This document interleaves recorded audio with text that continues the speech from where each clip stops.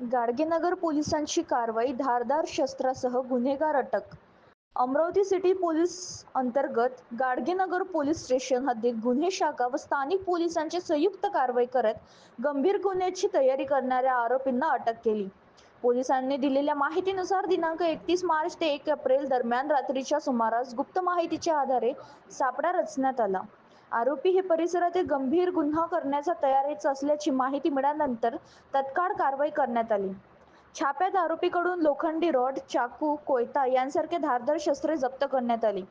पोलिसांनी एकूण 5 आरोपींना ताब्यात घेतले असून त्यांच्यावर भारतीय दंड संहिता कलम 399 व 402 तसेच शस्त्र कार्यालंतर्गत गुन्हा दाखल करण्यात आला असून या कारवाईत स्थानिक गुन्हे शाखा, गाडगेनगर पोलीस स्टेशन अधिकारी व कर्मचारी सहभागी होते.